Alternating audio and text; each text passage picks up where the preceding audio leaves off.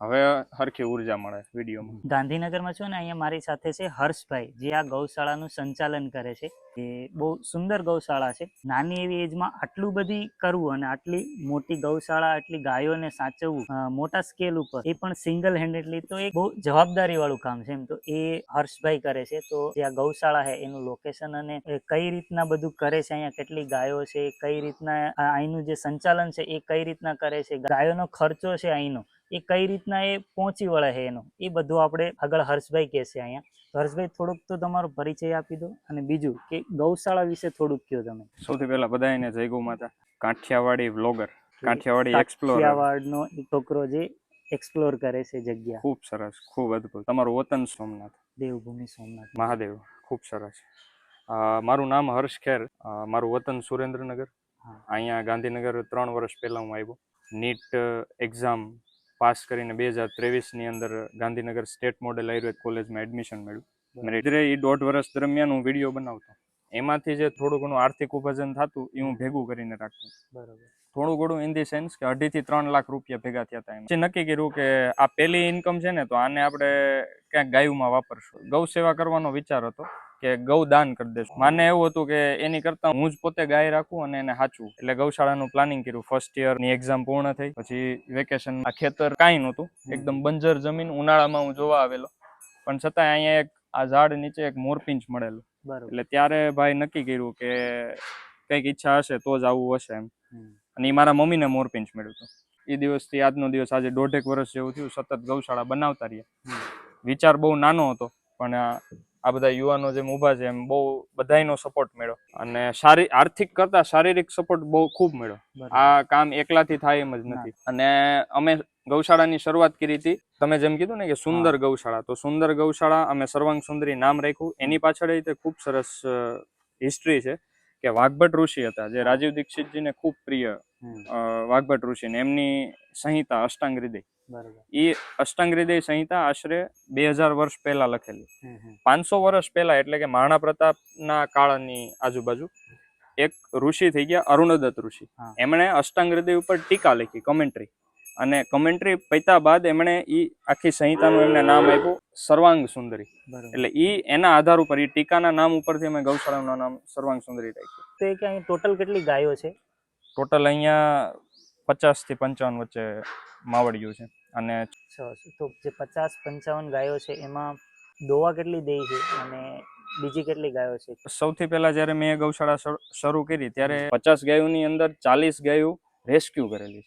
Road ઉપરથી accident થયેલી, કોઈ ગૌશાળામાં પાંજરાપોળમાં પીડાતી હોય, ત્યાંથી અહીંયા લઈ આવ્યો કે સુખેથી જીવે. એની પાસે કોઈ અપેક્ષા, નો બિઝનેસ, એની એકયના આચળ નથી હાલતા, નથી હરખું દૂધ આવતું, કાંઈ નથી. છતાંય તે એની સેવા કેવી રીતે કરી શકું છું, તો એની આ સ્ટોરી છે કે એ જે માણસો વયા ગયા ત્યારે 15 દિવસ જે ગેપ પડ્યો, એમાં વાછડા ધરાણા પેટે. અને શાસ્ત્રમાં એવું છે કે ગાય જ્યાં સુખી હોય ને, ત્યાં એ ઓટોમેટિક બધું સુખ પ્રદાન કરશે. અત્યારે શું લેવા સ્થિતિ આટલી બગડેલી છે, કારણ કે વાછડા ધરાતા નથી. બરોબર. 2 આંચળ એટલે ઋષિએ શબ્દ આપ્યો, 2 હન. 2 એટલે 2, હન એટલે લેવું. એમને ચોખ્ખું કીધું, દીકરા તું ઘરે ગાય રાખ, પણ કેવી રીતે? દોહન પદ્ધતિ કરવાની. 2 આંચળ તારે દોવાના, બાકીના 2 આંચળ સામું નજર નહીં નાખવાની, વાછડાને દઈ દેવાનું. એ અમને ખબર નહોતી. ન ખબર પડતા દોતા નહોતું આવડતું, એટલે થઈ ગયું. બરોબર. અને એમાં જે ઓરા પોઝિટિવ થયો અને ખૂબ રીલું વાયરલ થઈ. નક્કી કરેલું કે દૂધની ગાયું રાખશું, ને સિટીનો એરિયા છે તો 120માં દૂધ આપણે મોકલશું. અને 1 મહિના મેં આપ્યું તે બરોબર. એ દરમિયાન માણસો વહી ગયા, એટલે અમને દોતા આવડે નહીં. અને ખરેખર હું બધાની સામે સ્વીકારું કે જે સમય એ 3 થી 4 મહિના જે અમે 4 દૂધની ગાયું રાખી, તો એનું નિરંતર હું શોષણ જ કરતો. હું જગત સામે સ્વીકારું, કારણ કે એ યુવાનોને ખ્યાલ આવવો જોઈએ. 4 આંચળ છે, 4 આંચળ હું દોઈ લેતો, વાછડાઓને બહુ ઓછું પીવડાવતું. અને એ દરમિયાન જે ગૌશાળાનું વાતાવરણ હતું બહુ લો રહેતું, એનર્જી, ઓરા બધું લો. અને અમે નો પ્રોગ્રેસ ઇન અવર લાઈફ, એક ને એક જગ્યાએ સ્થિર થઈ ગયા હતા. બરોબર. માણસો ભાગી ગયા, એટલે કે વયા ગયા. અને ઈ ગયા એની અંદર અમે 15 દિવસ, મને નો દોતા આવડે, જેવું તેવું અમે દોઈએ, બાકી વાછડાને ધવડાવી દઈએ. મારો મેઇન પોઈન્ટ ભાઈ કહેવાનો અહીંયા એ છે કે જ્યારે આ 50 ગાયું થઈ, તો એની પાછળનું મેઇન કારણ શું છે? વાછડાઓ મજામાં, એની માવડિયું મજામાં, પોઝિટિવ ઓરા, એનર્જી, આખી ઉર્જા, આખી એક સાત્વિક ઉર્જા ઊભી થઈ. અને જે રીલ મૂકી એ વાયરલ. કાંચનાર ઔષધિ છે એનો હું ખાલી રોપો લાવ્યો હતો. સામે વગડે ઓલી બાજુ ખેતરના શેઢે મેં એનો વિડીયો બનાવ્યો, 19 મિલિયન. વાહ. એક અત્યારે એના ફૂલ આવશે પીળા, ખૂબ હમ. સરસ. ઘણા લોકો એને ગુલકંદ બનાવે એનો, હા. અમલતાસ કે એને સંસ્કૃતમાં. ઓકે. તો આરગવદ ઉપર વિડીયો બનાવ્યો 7 મિલિયન. વાહ. એટલે જ્યારે આવી રીતે વ્યૂઝ જવા માંડ્યા, ગ્રોથ થવા માંડ્યો, ગોડાઉન નહોતું, પછી અમે ગોડાઉન બનાવ્યું કે બરાબર. ગાયો માટે. બાકી વરસાદમાં બહુ હેરાન થતા, તાડપત્રીને એવું ઢાંકવું પડતું. તો આવી રીતે ગ્રોથ છે. મારે ભાઈ તમારા માધ્યમથી કહેવાનું ઈ જ છે કે જો યુવાનો અથવા ગૌપાલકો આટલું એક સેજ, ભલે 2 આંચળ ન આપીએ કે તો 1 આંચળ, પણ જો આપતા થશે ખાલી 15 થી 20 દિવસ, તો એમને રિઝલ્ટ દેખાશે. કારણ કે વાછડાઓ ધરાશે ને હા. તો એની માં ખુશ થશે ને, એટલે એની પાસે એવી અનંત ઉર્જા છે કે એ ઓટોમેટિક કાનુડાને વાતું કરશે બરાબર. કે ભાઈ અહીંયા તું લક્ષ્મી મોકલજે, અહીંયા કાંઈ ઘટવા ન દેતો, કારણ કે આ મને ને મારા વાછડાને પેટ ભરીને ખવડાવે છે. આ એક ખાસ જાણવા જેવી વાત છે. આપણે ગામમાં શું કરતા હોઈએ કે અડધો આછળ જ્યારે ગાય વિયાય ત્યારે તો 1 આછળ આપતા હોઈએ આખો, પણ જેમ ટાઈમ જાય એ પછી એને દૂધ વધારે પડતું ઓછું કરી દેતા હોય છે. તો એમાં થોડુંક આપણે ધ્યાન રાખવું જોઈએ, અને વાછડા સુખી તો એની માં પણ સુખી, ભાઈ એમાં હું એક પોઈન્ટ આપણે બધા સુખી. હા, પણ એની અંદર ગૌપાલકોનો કોઈ વાંક જ નથી. વાંક જે પણ લોકો ધનાઢ્ય લોકો છે ને, સપોઝ માની લ્યો મારો પગાર 30,000 રૂપિયા છે, આજે હું ક્યાંકથી, ભલે હું ડેરીમાંથી દૂધ નથી લેતો, કારણ કે મને ખ્યાલ છે કે એમાં 13 જાતના કેમિકલ નાખે છે, ઘડીક ગરમ કરે, ઘડીક ઠંડુ કરે, એમ કરીને એને પેસ્ચરાઇઝ કરે છે. તો ચલો, ડેરીનું દૂધ મેં બંધ કરી દીધું, તો હવે હું શું કરું છું, ગૌશાળામાંથી અથવા તો કોઈ આજુબાજુમાં ગૌપાલક છે એને ત્યાંથી દૂધ લઉં. તો હું હજી એની હારે તે બાર્ગેનિંગ કરું છું, એની હારે ભાવતાલ કરું છું કે ભાઈ 50 રૂપિયા, 60 રૂપિયા, એમ નહીં કરો. 100 રૂપિયા હૃદયથી આપો. 3,000, 30,000 નો પગાર હોય તો 3,000 તો મને પોહાય ને. પણ એમાં શું થાય, મેં આવી રીતે કરેલું છે એટલે હું કહું છું. આમનામ આટલો સક્સેસ 1.5 વર્ષમાં એકલ માણસથી અઘરો છે. લોકો શું લેવા આટલા જોડાય છે? હું એવું અંદરથી માનું કે એ એક ઉર્જા છે. અને એ ઉર્જા કેવી રીતે બની છે? મારી પાસે જયારે 12,000 રૂપિયા હોય ને, તો એમાંથી હું રોજ 1 લીટર દૂધ લઉં. 60 રૂપિયામાં એ દૂધ વેચતા હોય, છતાંય હું એમને 100 રૂપિયા આપું. માથે ઉભો રહું ને એમ કહું કે એ જે 40 રૂપિયા એક્સ્ટ્રા છે એ તમે 1 આંચળ ધવડાવી દો આખું વાછડા. મારે વાછડાના ભાગનું દૂધ નથી પીવું. ઋષિઓએ કીધું કે દૂધ અમૃત સમાન છે. 80% રોગ અત્યારે દુનિયામાં પિત્ત અને વાયુના છે. તો ઘૃત એટલે કે ઘી એ આને બેલેન્સ કરે. રસ, શુક્ર ને ઓજસ ને હિતકારી છે. રસ ધાતુ, શુક્ર એટલે એની અંદર પુરુષોમાં વીર્ય અને સ્ત્રીઓમાં બીજ, એને હિતકારી છે. નિર્વાપણમ એટલે કે શરીરની ગરમી ઓછી કરે. મૃદુકર, જેને કબજિયાત, કોન્સ્ટિપેશન રહેતું હોય એ દૂર થાય છે. સ્વર વર્ણ પ્રસાદનમ, સ્વરને સારું કરે છે ને વર્ણ, સ્કિનને ચમકતી બનાવે. તો આ ઘીના ફાયદા. પણ એ ઘી દૂધમાંથી બનવાનું, અને ઋષિઓએ જ્યાં ઘી ને દૂધ શબ્દ વાપર્યો છે એનો અર્થ એને લીધો છે ગૌઘૃત ને ગૌ દૂધ. મતલબ જે બી આપણે દૂધ અને ઘી ખાઈએ એ ગાયનું હોવું જોઈએ. ગાયનું. એમને 8 દૂધ કીધા, આથી શ્રેષ્ઠ દૂધ કીધું ગૌ દૂધ. આપણે ગામમાં પણ જનરલી એવું થતું હોય છે કે ભેંસનું દૂધ જાડું હોય યા ફેટ વધારે હોય, તો આપણે છોકરાઓને ભેંસનું દૂધ વધારે ખવડાવે કે ભાઈ તાકાત આવશે આના, તો લોકો ભેંસનું દૂધ ખવડાવે છે. પણ જ્યાં સુધી આપણે જૂનવાણી લોકોનું સાંભળીએ, યા જે આપણી છે યા ઋષિમુનિઓ જે કહી ગયા કે જે ગાયનું દૂધ છે એમાં જે આપણા સંસ્કાર લેવલે જે આપણે બેનિફિટ મળે છે એ બધા અત્યારે લોકો ભૂલી જાય છે. એના વિશે જો ક્લિયર ઉદાહરણ, જેમ કે આ સુનંદા વાછડી છે, તો ભેંસની એને ખૂંધ ન હોય, એની વર્ટિબ્રા, એની કરોડરજ્જુ સીધી હોય. આને ભગવાને ખૂંધ આપેલી છે. આ ઊંચું જોશે એટલે છે આ ખૂંધ. આ ખૂંધ, આની અંદર સૂર્ય નાડી હોય. હવે આ જે સૂર્યપ્રકાશ પડે છે, તો આ એક જ જનાવર, આ જીવતા જાગતા હલતા પ્રાણીમાં એક ગાય જ એવી છે. બાકી તમામ ઔષધિઓ અને વનસ્પતિઓ જે સૂર્યની ઉર્જા ગ્રહણ કરીએ, આપણે નથી એટલી વધારે રૂપમાં ગ્રહણ કરી શકતા, નથી કોઈ બીજા જીવો એટલું ગ્રહણ કરી શકતા. એક હલતા ચલતા પ્રાણીઓમાં ગાય છે કે જેને ભગવાને સૂર્ય નાડી આપી છે, અને જે સ્થાવર છે, સ્થિર છે, એ બધી ઔષધિઓ છે. એ ડાયરેક્ટ સૂર્યને આધારે જ જીવે છે. અને જો આ આટલું માયાળું પ્રાણી, જો એને થોડીક વાર મજા આવે ને, આવા તો કેટલાય અનુભવ થયેલા. તમે વચ્ચે ખાટલો નાખીને બેસો, થોડીક વાર વાતું કરો એટલે તમારી બાજુમાં આવીને નથી બેસી. જગ્યા આટલી બધી હોય, ન્યા નો બેસે, તમારી બાજુમાં આવીને બેસે. એટલે પેલા તો આ સૂઝબૂઝ. શું લેવા, તમારો પ્રશ્ન કે બાળકોને શું લેવા ગાયનું દૂધ પીવડાવવું, ભેંસનું શું લેવા નહીં, તો પેલું તો આ એની બુદ્ધિ. ભેંસના પાડાને અથવા તો પાડીને જે જન્મેલું હોય એને તમે ગ્રાઉન્ડની વચ્ચે ઊભું રાખો, અને આ વાછડીને ઊભી રાખો.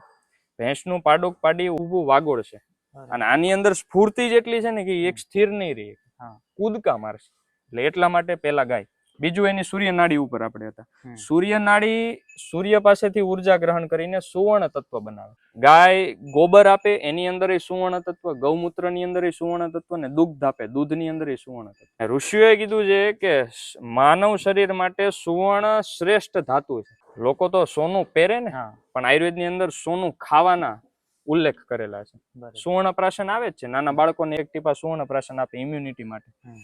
તો જે વ્યક્તિ તમે જોજો રબારી છે, ભરવાડ છે, આહિર સમાજ છે, મેર છે, આ બધા સમાજ અથવા તો કોઈ પણ ગૌપાલક જે ઘરે ગાયું રાખે છે એ લગભગ માંદા નહીં પડતા હોય, નહીં. કારણ કે ડેઈલી સુવર્ણ લે છે શરીરની અંદર.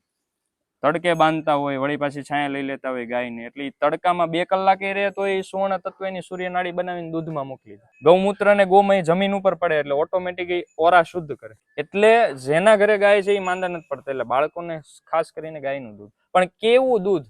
2 આંચળ વાછડાને મળેલું હોય એવું, 4 આંચળ શોષિત કરેલું નહીં. હા એ એક ખાસ પેલું ઈ મેઇન પોઈન્ટ ધ્યાનમાં રાખવાનું. હા અહીંયા જે આપણે જેટલી ગાયો છે એમાં તમારે એક ટાઈમનું અંદાજે કેટલું દૂધ થતું હોય છે? અત્યારે આપણે કોઈ પણ જાતનો ખોળ, કપાસ્યો ખોળ હા. કે દાણ કે કાંઈ નથી મૂકતા.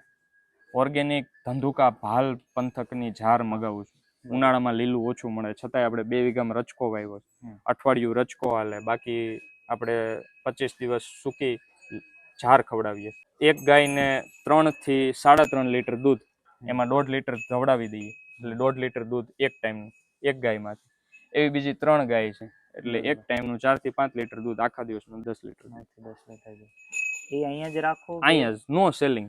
આ ગૌશાળામાંથી જેટલું સેલિંગ થતું હતું બધું બંધ કરી દીધું. બરાબર. કોઈ વ્યક્તિ આવીને એમ કે મારે થોડુંક ખાતર જોતું છે, આમ નામ લઈ જાઓ ભાઈ, પૈસા નથી જોતા. કારણ કે જે પ્રમાણે 2 આંચળ ગાયુંને ધવડાવ્યા વાછડીઓને, અને એને જે ઉર્જા આપી, એને જે અમારો ગ્રોથ કર્યો બધી રીતે, ખાલી આર્થિક નહીં, આધ્યાત્મિક એટલી દ્રષ્ટિ આવી ગઈ. જે મેટ્રિક્સ જેને આપણે કહીએ કે જે આખી ભેડચાલ દોડે છે એનાથી અલગ કર. જીવની હારે વધારે લેણ દેણ, એની હારે વધારે મોજ છે. સાંજ પડે કોલેજેથી હું 5 વાગે છૂટું ને, ઈચ્છા થાય ભલે હું અહીંયા હોય તો હું મારી ગૌશાળાએ આવતો રહું. હમણાં હું 3 દી જુનાગઢ હતું ને, સાંજ પડે ન્યાય ગૌશાળા ગોતું. એટલે એક નશો થઈ ગયો છે કે નહીં આ જોઈએ એમ, આના સિવાય નથી રહેવાતું. કેમ કે અત્યારની જનરેશન એવી થઈ ગઈ, યા તો નોકરી યા તો પોતાનો બિઝનેસ, આ 2 વસ્તુ ઉપર વધારે ફોકસ થઈ ગયું. જે ધાર્મિક રિલેટેડ કામ થઈ ગયા. એક્ઝામ્પલ આપું ને તો એ છે કે આપણે જ્યારે ગામમાં જઈએ ત્યારે હવે તમે મંદિરે બી જાઓ તો આરતીના ટાઈમે પણ તમે જોશો કે નવી જનરેશન બહુ ઓછી, બહુ એટલે બહુ ઓછી. તમને જે આપણા પપ્પાની એજ ને દાદાની એજના જ તમને જોવા મળે. તો એ જમાનામાં અત્યારે આવું કામ કરવું આ જનરેશન ઉપર બહુ સારું કહેવાય. તો અત્યારે જે તમારો અહીંના જે એક્સપેન્સ છે એ કઈ રીતના મેનેજ થાય છે? અને બીજું કે જે લોકો અહીંયા સેવા કરવા આવે છે એ લોકોને તમે કઈ રીતના પે કરો છો, યા કઈ રીતના મેનેજ કરો છો આખું? અત્યારે ચ્યવનપ્રાશ અને કેસુડાના સાબુ 2 પ્રોડક્ટ આપણે બનાવીએ છીએ. અહીંયાથી જ બનાવો? નહીં, એ સુરેન્દ્રનગર મારા પપ્પા ને મારા કાકા સંભાળે. પેલાય બનાવતા હતા ચ્યવનપ્રાશ. મારા પપ્પાએ 2000ની સાલમાં એમણે આયુર્વેદ કરેલું, પણ એ ઘર ચ્યવનપ્રાશ બનાવતા. પછી ઇન્સ્ટાગ્રામમાં ફોલોઅર્સ વધ્યા, પછી આપણે લોકો સુધી પહોંચ્યા. એમાંથી જે પ્રોફિટ થાય છે એનો અત્યારે 50 થી 70% પ્રોફિટ સીધો ગૌશાળામાં અહીંયા? હા, સીધો ગૌશાળામાં 55 ગાયોનું નિરણ. એટલે જેને ગાયું હોય પોતપોતાની રીતે અંદાજો લગાવી લે કે કેટલો ખર્ચો થતો હોય મહિનાનો. 2 ટાઈમનું નિરણ, પાણી, અને 5 થી 6 વ્યક્તિઓ અહીંયા કામ કરે છે એટલે એમનો પગાર. આ બધું જ ઇન્સ્ટાગ્રામની જે કંઈ ઇન્કમ છે એમાંથી હું કાઢું. બહુ એવું નથી કે ભેગું કરી લેવું અથવા તો એશોર આરામ કરવા. બહુ એવા મોટા શોખ નથી ગાડીઓના અને બાઇકના, એટલે આ વસ્તુ થાય છે. બાકી જો ઈ શોખ હોય તો બધો પૈસો એમાં જતો રહે, તો પછી આ કાર્ય થાય. સરસ. તો પાણી માટે શું અહીંયા ગાયો માટે મીઠું પાણી યા? નહીં, મોળું પાણી છે, જમીનની અંદર બોરમાંથી જ નીકળે છે. અને નિરણ માટે પેલા ચોમાસામાં પલળતું, અત્યારે આપણે જરી કઈ પલળવા નહીં દે. હવે બસ 2 મહિનામાં ચોમાસું આવશે, ગોડાઉન કમ્પ્લીટ વ્યવસ્થા. જો એક સુનંદા બેસી ગઈ, આ ભૂરો બેસી ગયો, હિરણ બેસી ગઈ, હવે આની બેસવાની તૈયારી. એટલે આટલો પ્રભાવ છે એમ ગાયુંનો કે માણસ અને એટલા માટે જ તમે જોજો, આપણે પાણીની વાત હાલતી હતી, પાણી મોળું છે છતાંય તે બધી, અત્યારે ઉનાળો છે, બધી આખા સંકુલમાં પાણી છાંટી દઈએ સાંજ પડે. આ કંતાન આપણે બાંધ્યા છે એની માટે જ બાંધ્યા છે. શિયાળામાં બાંધ્યા હતા એટલે ઠંડો પવન રોકે, અને ઉનાળામાં અત્યારે આમાં પાણી છાંટી દો એટલે એસી થઈ જાય. થોડું કરીને ગાયને જે અનુકૂળ થાય આપણે કર્યું છે. બીજું મેં એ જાણ્યું કે આ પંથક ગીર ગાયુંને ઓછો મજા આવે છે. હા. ગીર ગાયુંનો ગીર પ્રદેશ છે, હા. જુનાગઢ પ્રદેશ. આ પંથક કાંકરેજ ગાયું માટે છે. એટલે બરાબર. પછી અમુક અમે કાંકરેજ ગાયું રેસ્ક્યુ કરવાની શરૂ કરી અને શોખ પૂરતા હું મારી નસલની તે કાંકરેજ ગાયું લાવ્યો. અને રહી વાત આ લોકોની, તો આ લોકોમાં પ્રેગ્નન્સી પીરિયડ ગાયમાં 9 મહિના જ હોય, હા. ભેંસમાં 10 મહિના હોય, ઘોડામાં 11 મહિના, બરોબર. હાથીમાં તો 22 મહિના હોય. હા. એટલે તમે જુઓ, સૌથી જનાવરમાં જો આપણા નજીક હોય તો એ છે ગાય. ગાય. મનુષ્યોમાં 9 મહિનાનો હા. ગર્ભ નો સમય હોય છે હમ. અને ગાયુંમાં તે 9 મહિનાનો. અહીંયા ટોટલ કેટલા વીઘા જમીન જે છે આ તમે 3 ભાડે વીઘાનો પટ્ટો છે. આપણે પોણા વીઘામાં કન્સ્ટ્રક્શન કર્યું છે, હમ. 2.25 વીઘામાં ખેતી છે. બાજુમાં જે 4 વીઘા છે એ આપણે આમનામ એક ભાઈએ આપ્યું છે કે તમે તમારી ગાયોને એમાં છૂટી મૂકો. એટલે જે દિવસથી એમની આપ્યું છે તે દિવસે આપણે બધી સાંકળો ભેગી કરીને સ્ટોર રૂમમાં મૂકી દીધી. આપણે અહીંયા એકય ગાયું બંધાતી નથી, બધી ગાયું તમને છૂટી જ દેખાશે, કોઈ ગાય બાંધેલી નથી. સાંજે પણ છૂટી. એટલે ઈ નિયમ જો ગૌપાલકો કરી શકે, અને એના માટે વાડાની બહુ મહેનત કરી છે. હા. આ એવું નથી કે હું કોઈ રીચ ફેમિલીમાંથી આવું ને આ બધું ઊભું કર્યું. આ બધું યુવાનોએ કરેલું. હું ખરેખર ક્યારેય હું મારા ઉપર ક્રેડિટ લેતોય નથી. અઢળક યુવાનોની મહેનત છે. એક જગ્યાએ યુવાનોનો હાથ અડેલો.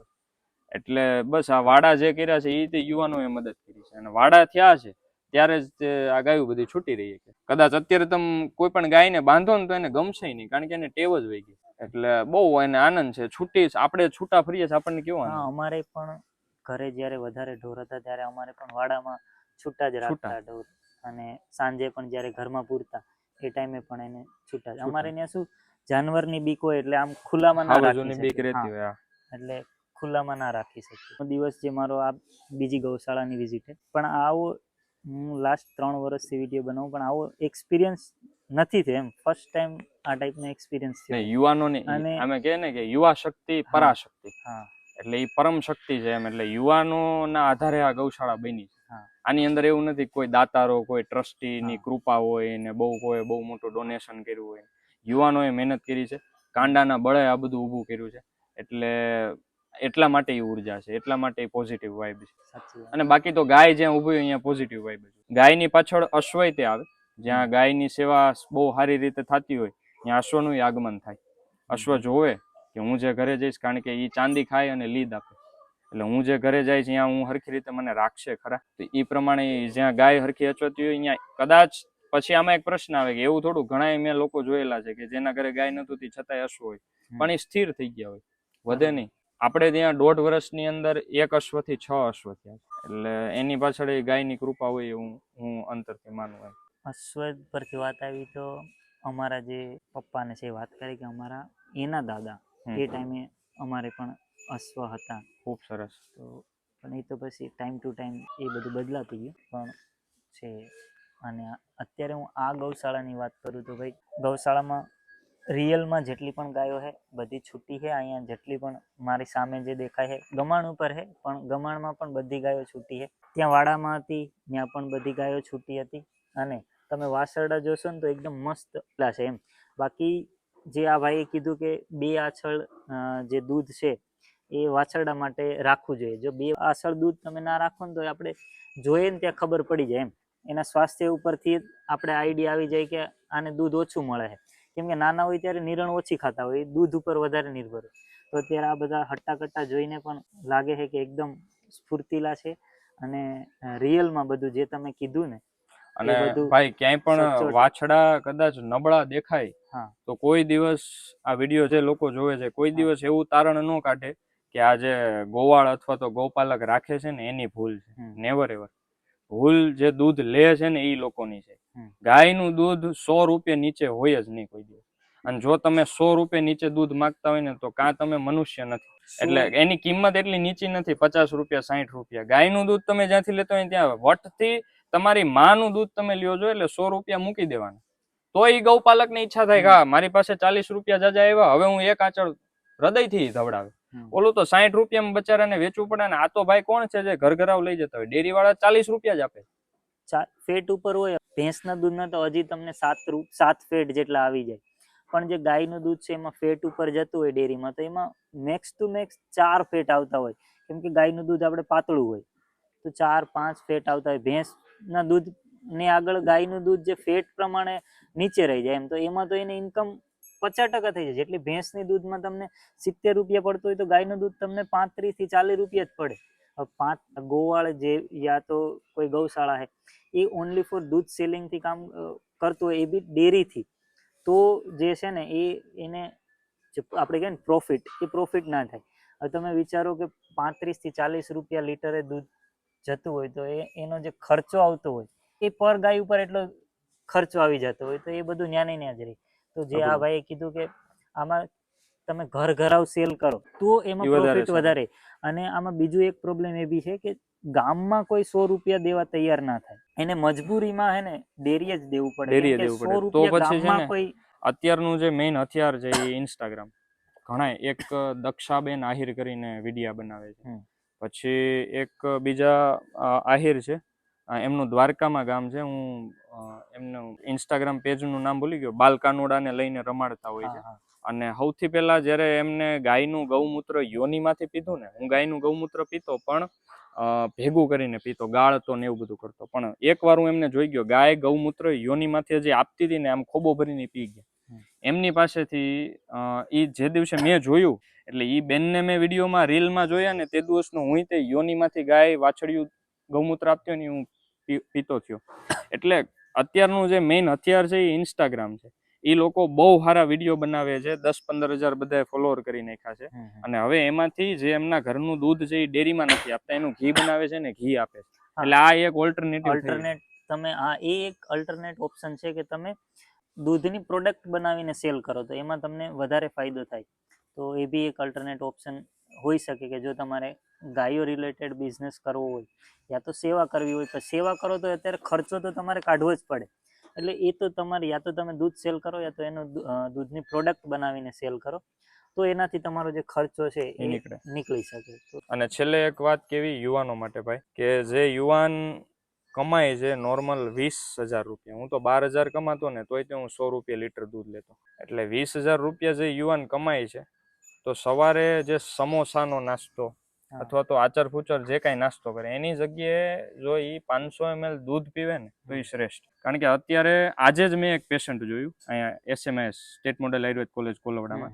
એ પેશન્ટને સ્પર્મ મોટિલિટી ઓછી હતી, બરોબર, અને એને સંતાન પ્રાપ્તિ નહોતી થતી છેલ્લા 10 વર્ષથી. એટલે વીર્ય ઓછું હોવું એ અલગ એસ્પેક્ટ છે. અને વીર્યની અંદર જે શુક્રાણુ છે એટલે કે જે સેલ છે, સ્પર્મ છે, એની એક મોટિલિટી હોય. જ્યારે એ સ્ત્રીની યોનિમાં એન્ટર થાય ત્યારે એની પાસે એક તાકાત હોવી જોઈએ બીજને ઓળંગવાની, એ લક્ષ્મી રેખા ઓળંગવાની. તો હવે ઈ જે એની હલવાની જે સ્પર્મની તાકાત છે ઈ શુક્રાણુની ઈ ઓછી થતી જાય છે યુવાનોમાં. શું કારણ? આચર ફૂચર જે તે કાંઈ ખાવું. એટલે બને તો સવાર સાંજ 500 ml ગાયનું 2 આંચળ વાછડાને આપેલું ને વધેલા 2 આંચળનું દૂધ લેવાનું શરૂ કરો ને પીવાનું શરૂ કરો. ગૌ દુગ્ધ શ્રેષ્ઠ શુક્રનું વર્ધન કરે. એ આપણે આમાંય જોયું, ગાયના દૂધનું દહીં, માખણ અને ઘી. અને ઘીના ગુણ હું ચરક ઋષિએ જે કીધા હમણાં જ બોલ્યો, રસ શુક્રો ઓજસામ હિતમ. રસ ધાતુ, શુક્ર ધાતુ અને ઓજસ ત્રણેય માટે હિતકારી છે ગૌ ઘૃત. પણ એ ઘી કેવું હોવું જોઈએ કે 2 આંચળ વાછડાઓને ધવડાવેલા હોય ને 2 આંચળનું દૂધ દોયેલું હોય. આ વારંવાર એટલે રિપીટ કરું છું કે યુવાનોના મગજમાં બેસી જાય. ને વટથી લેવાનું. મહેનત કાંડાના બળે આજે મહેનત થતી હોય, જે અમીર લોકો છે એની તો વાત જ અલગ છે, તમે લોકો તો આરામથી લઈ શકશો જેની પાસે બહુ સારી એવી ધન સંપત્તિ. પણ જે લોકોને માની લો 15,000 પગાર છે છતાંય વટથી રોજ 100 રૂપિયાનું દૂધ લેતા થાવ, એ 3,000 રૂપિયા બહુ આગળ લેખે લાગશે, કામ લાગશે. એમાં તો એક કહેવત છે કે વટને વચન કાજે ઓઢે કફન એવા નરબંકાઓની આ ભો. એટલે કાઠિયાવાડ સૌરાષ્ટ્ર એવી ભૂમિ છે કે જે વટને વચન માટેની વાતો. તો આપણે બીજે ક્યાંય આવી બધી ખોટી વાતો કરીએ એની કરતા જે આપણી માવડિયું છે, જેને 500-600 વર્ષથી આ જગતને, આ પંથકને નિરંતર સ્નેહ આપ્યો છે. પાંચાભાઈ દમણિયા કરીને હું એમને ગુરુ સમાન માનું. ઉનામાં એ વર્ષોથી આયુર્વેદ ચિકિત્સા કરે છે, આયુર્વેદ પદ્ધતિથી ખૂબ સારું કાર્ય કરે છે. હમણાં એક પોડકાસ્ટમાં અને એ ઉપરાંત એમને એક ઘી ઉપર પુસ્તક લખી છે. એમાં એમણે ઋષિના રેફરન્સથી, એટલે કે ઋગ્વેદ, યજુર્વેદ, સામવેદ ને અથર્વવેદ, ચારેય વેદોના રેફરન્સ લઈને જ તે બુક લખી છે. એટલે ક્યાંય પોતાનું કાંઈ લખ્યું નથી. તો વેદ સાક્ષાત ભગવાન રૂપી છે. હા. તો સ્વયં ભગવાને વેદમાં કીધેલું છે કે જે વ્યક્તિની અંદર સ્નેહ ઓછો છે, સ્નેહ એટલે સ્નિગ્ધ વસ્તુ, ને સૌથી શ્રેષ્ઠ સ્નેહ ચરક ઋષિએ સૂત્રસ્થાનના 13મા અધ્યાયમાં ઘીને કીધો. તત પાચાભાઈ દમાણીયાએ ખૂબ સરસ એક્સપ્લેન કર્યું છે. જે લોકોને જોવું એ ખાસ એક સર્ચ કરે, પાચાભાઈ દમાણીયા પોડકાસ્ટ ઓન ઘી અથવા તો સ્ત્રી રોગ ને પ્રસૂતિ તંત્ર, એની અંદર અઢળક ઘી વિશે કીધું. અને સાહેબે એક આ વસ્તુ કીધી, યુવાનો ખરેખર આ વસ્તુ ધ્યાનમાં રાખો કે આજથી 200 વર્ષ પહેલા છલ, કપટ, ઈર્ષ્યા, ચોરી, રાગ, દ્વેષ શું લેવા ઓછું હતું, હૈયા શું લેવા મોટા હતા. સવારે ચા પીવે તો એમાં ઘીની 1 ચમચી નાખે, સવારે ભાખરી હોય, રોટલા હોય, ઘીથી લથોપથ ચોપડે, ચૂરમું બનાવ્યું હોય એમાં ઘીની આખી તાહણી ઊંધી કરે, બપોરે શાકનો વઘાર હોય એની અંદર ઘીનો વઘાર કરે, રોટલીઓ બનાવી હોય એની ઉપર ઘી ચોપડે. હાંજ પડે શ્રેષ્ઠ રસાયણ, દૂધની અંદર 3 ચમચી ઘી નાખીને હાંજ પડે એટલું દૂધ પી જાય. એટલે સતત ઘી પીતા લોકો, ને ઘી પીતા એ સ્નેહ છે. આજે કાટ ખાઈ ગયેલી ચેનમાં જેમ ઓઇલિંગ કરીએ એમાં આ શરીરને ઘીની જરૂર છે. ચાર્વાક ઋષિ જે સૌથી નાસ્તિક ઋષિ હતા, એમણે એમ કીધેલું છે કે ઋણમ કૃત્વા ઘૃતમ પીબે, ઋણ કરીને પણ ઘી પીવું જોઈએ. એટલે ઘી કોઈ દિવસ કોમ્પ્યુટર કે મોબાઈલ માંથી નહીં આવે ભાઈ, અને ખોટી વાતું કર્યાથી નહીં આવે, ગાવડિયું રાખવાથી આવશે. અને શ્રેષ્ઠ ઘી જો જોતું હશે તો 2 આંચળ વાછડાને અને 2 આંચળ જે વધેલા હોય એ. ઘી ઉપરથી એક વાત આવી કે અત્યારની જે જનરેશન છે એમાં આપણે બધા આવી જાય તો ઘીની જગ્યાએ ને અત્યારે બટર ખાવા વધારે તમે જોશો કે ફાસ્ટ ફૂડમાં અત્યારે બટરનો યુઝ વધારે થાય છે, ઘીનો યુઝ ઓછો થાય છે. તો એ નુકસાન જ કરે છે. તમે સ્વાસ્થ્યને આજ નહીં તો આજથી 5 વર્ષ પછી નુકસાન પણ એ ધીમે ધીમે કરીને તમને નુકસાન આપશે. પણ જો તમે ઘીનું સેવન કરશો તો એ પેલાય ફાયદો કરતું, આજે ફાયદો કરશે, અને તમારે આવનારા સંતાન ઉત્પત્તિમાં કઈ વાંધો નહીં આવે. સરસ હર્ષભાઈ, આપણે ઘણું બધી જ્ઞાન આપ્યું. એટલું તો મેં વિચાર્યું નહોતું કે હું જસ્ટ નોર્મલ એવું વિચારીને આવ્યો હતો કે એક નોર્મલ પોડકાસ્ટ ટાઈપ હશે જેમાં આપણે ગાયો વિશે અને તમારી ગૌશાળા વિશે વાત કરશું. પણ હર્ષભાઈ પાસે ઘણું જ્ઞાન છે, એને ઘણું આપ્યું. આમાંથી જો આપણે થોડુંક પણ ઉતારી લઈએ તો ગાયોનોય ફાયદો થશે, આપણો પોતાનોય ફાયદો થશે, અને આજુબાજુમાં જે બીજા પણ જીવો છે એને બી ફાયદો થશે. તો હર્ષભાઈ, તમારો ખૂબ આભાર. હવે ખાલી એકવાર આપણે ગૌશાળાની વિઝિટ તમારી કરાવી દો, અને તમે જે મસ્ત રૂમ પેલો ડેકોરેટ કરીને રાખ્યો એ આપણે એકવાર વિઝિટ કરી લઈએ. ખૂબ સરસ, ખૂબ આભાર. જય ગૌ માતા.